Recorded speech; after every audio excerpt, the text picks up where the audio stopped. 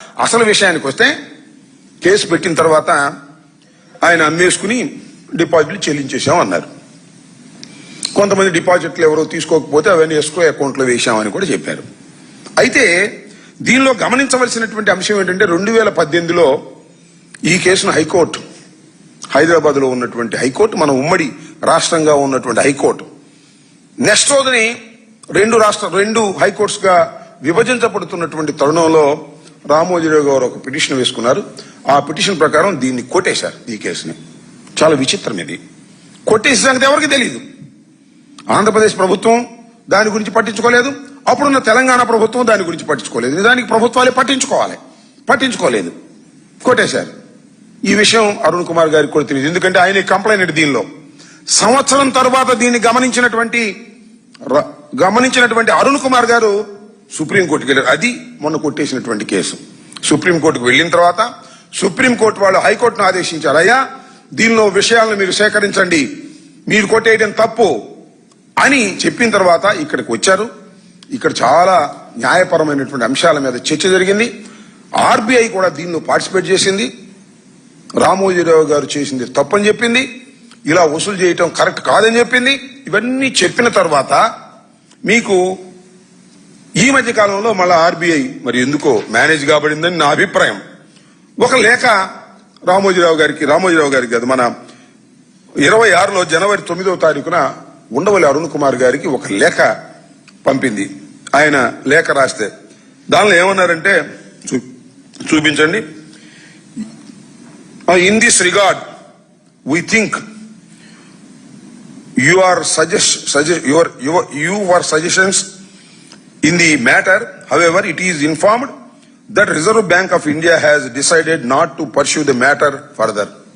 అంటే reserve bank వారు మేము ఇంకా దీని గురించి పట్టించుకోమయ్యా, మేము వదిలేసామని చెప్పి లెటర్ రాశారు. ఎందుకు రాశారో నాకు అర్థం కాల.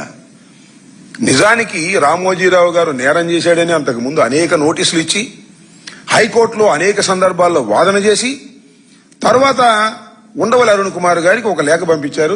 ఆ లేఖ ఇంకా మేము దీన్ని పట్టించుకోమని. అంటే ఇట్ ఈజ్ సంథింగ్ మేనేజ్. దానిలో ఏమీ సందేహపడాల్సిన అవసరం లేదనేది నాకున్నటువంటి అభిప్రాయం.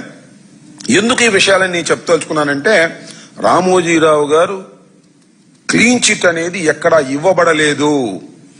రామోజీరావు గారు చనిపోయాడు కాబట్టి చనిపోయినటువంటి వ్యక్తి మీద ఏ విధమైనటువంటి క్రిమినల్ యాక్షన్స్ ఉండవు. దాన్ని కూడా ఇక్కడ మీకు చూపిస్తాను. ఒక వ్యక్తి చూడండి, ఇది ఒక వ్యక్తి మరణిస్తే అతనిపై ఉన్న క్రిమినల్ కేసు ముగుస్తుంది, కానీ ఆర్థిక బకాయిలు మాత్రం వారసులు చెల్లించాల్సిందేనంటూ ఇటీవల తెలంగాణ హైకోర్టు ఇచ్చిన తీర్పే కాదు, సింపుల్. ఇప్పుడు మనం బ్యాంకులో మనం డాక్యుమెంట్స్ పెట్టి మనం తీసుకున్నాం. నేనే తీసుకున్నాను అనుకోండి, 1 కోటి రూపాయలు తీసుకున్నాను. అవి కూడా ఫాల్స్ డాక్యుమెంట్స్ పెట్టి తీసుకున్నాను 1 కోటి రూపాయలు. నేను పోయాను అనుకోండి, నెక్స్ట్ ఏం జరుగుతుంది? నా వారసులు ఆ డబ్బులు కట్టాలి. క్రిమినల్ కేసు అయితే నా మీద ఉండదు. నేరం నేను చేశాను కాబట్టి క్రిమినల్ కేసు తీసేస్తారు, డబ్బులు మాత్రం కట్టాలి, ఫైన్స్ కూడా కట్టాలి. ఇక్కడ కూడా గమనించవలసిన అంశం ఏంటంటే, రామోజీరావు గారు మరణించిన క్రిమినల్ లైబిలిటీ పోతుంది తప్ప సివిల్ లైబిలిటీ మాత్రం పోదు.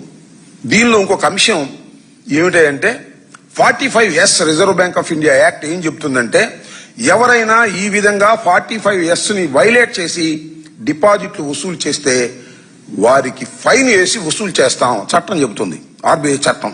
ఫైన్ వేసి వసూలు చేస్తాం. ఎంత ఫైన్ వేస్తాం?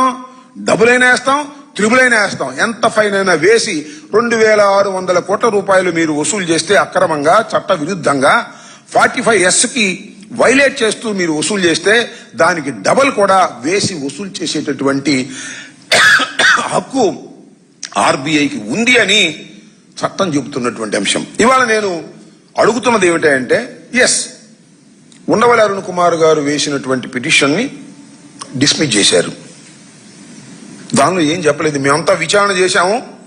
విచారణ చేయటం వలన రామోజీరావు గారు తప్పు చేయలేదు, 45S ని ఉల్లంఘించలేదు, హెచ్యుఎఫ్ కూడా 45S ఉన్నప్పటికీ కూడా డిపాజిట్లు వసూలు చేసుకోవచ్చు అని ఎక్కడ చెప్పలేదనే విషయాన్ని ఇక్కడ మీరు గమనించాలి. ఆయన చనిపోయాడు కాబట్టి క్రిమినల్ చర్యలు ఆయన మీద తీసుకునే అవకాశం లేదు కాబట్టి డిస్మిస్ చేసి ఉంటారు. అయినా నేను ఇంకొక విషయాన్ని ఇక్కడ మీకు చాలా స్పష్టంగా చెప్పదలుచుకున్నాను. దీన్నే వదిలిపెట్టే అంశం కాదు. ఇవాళ దీన్ని పోరాడింది ఉండవల్లి అరుణ్ కుమార్ గారు, ఎక్స్ ఎంపీ. ఆ రోజుల్లో ఎంపీగా ఉన్నప్పుడు దీన్ని బయటకు తీసుకొచ్చాడు, అనేక ప్రశ్నలు లేవనెత్తాడు. నిజంగా 2008, 2006లో అంటే సుమారుగా ఇప్పటికీ 20 సంవత్సరాల పాటు ఒక సుదీర్ఘమైనటువంటి పోరాటం న్యాయపరంగా చేశాడు ఉండవల్లి అరుణ్ కుమార్ గారు. అంతేకాదు ఆయనేమి ఎంపీ అయినంత మాత్రం ధనవంతుడు కూడా కాదు నాకు తెలిసి. ఎందుకంటే నాకు కాంగ్రెస్ పార్టీలో ఉన్నప్పుడు చాలా సన్నిహితంగా ఉండేటటువంటి వ్యక్తి. ఇవాళ పార్టీలు వేరుగా ఉన్నాయనుకోండి, అది వేరే విషయం. ఆయన ఏ పార్టీకి చెందలేదు, మేము వైఎస్ఆర్ కాంగ్రెస్ పార్టీలో ఉన్నాం. ఒక విధంగా చాలా లిమిటెడ్ గా ఆర్థిక స్తోమత ఉన్నటువంటి వ్యక్తి. అందువల్ల పెద్ద పెద్ద లీడర్లను పెట్టుకోలేదు.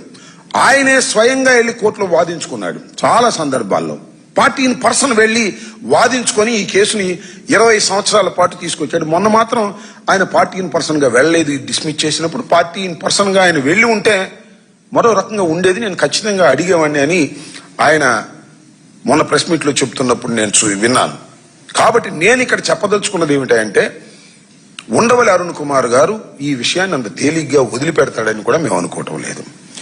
ఆర్బీఐ ఏదన్నా రాజీ పడ్డా కూడా ఆ రాజీ పట్టం కూడా తప్పనేటువంటి అంశాన్ని మనం ఇక్కడ గమనించవలసినటువంటి అవసరం ఉందని కూడా ఈ సందర్భంగా నేను చెప్పదలుచుకున్నాను. ఎందుకంటే వైవి సుబ్బారెడ్డి గారు ఆ మధ్యన ఒక ప్రశ్న అడిగారు పార్లమెంట్ లో.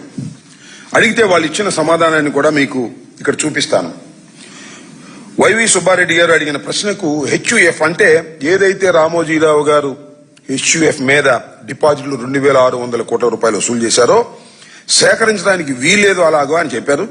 కేంద్ర మంత్రి ఇచ్చిన సమాధానం, అలాగే చట్ట ఉల్లంఘనకు పాల్పడితే ఆర్బీఐ రాష్ట్ర ప్రభుత్వాలు క్రిమినల్ చర్యలు ఉపక్రమించవచ్చని ఈ ఏడాది ఫిబ్రవరిలో మంత్రి ఇచ్చిన సమాధానం ఇది. అదే మంత్రి గారు ఇచ్చిన సమాధానం. ఎవరైతే ఆర్బీఐ యాక్ట్ 45S ను ఉల్లంఘించి ఎవరైతే వసూలు చేస్తారో వారి మీద చట్ట ప్రకారం యాక్షన్ తీసుకునే అవకాశం ఉంటుంది. అలా డిపాజిట్లు వసూలు చేయడానికి వీల్లేదని చాలా స్పష్టంగా చెప్పారు. ఇది ఖచ్చితంగా పార్లమెంట్ లో కూడా లేవనెత్తవలసినటువంటి ప్రశ్న అని కూడా ఈ సందర్భంగా మనం చేస్తున్నాం. ఎందుకంటే ఆర్బీఐ మరి ఎందుకు ఇచ్చిందో ఆ పిచ్చితనంగా నాకు అర్థం కాలేదు. మేము దీన్ని ఇంకా పర్సూ చేయం, వదిలేశాం అనేటువంటి మాట మాట్లాడారు. ఇది చాలా దురదృష్టకరం, చట్ట వ్యతిరేకమైనటువంటి అంశం అని కూడా ఈ సందర్భంగా నేను చెప్పదలుచుకున్నాను.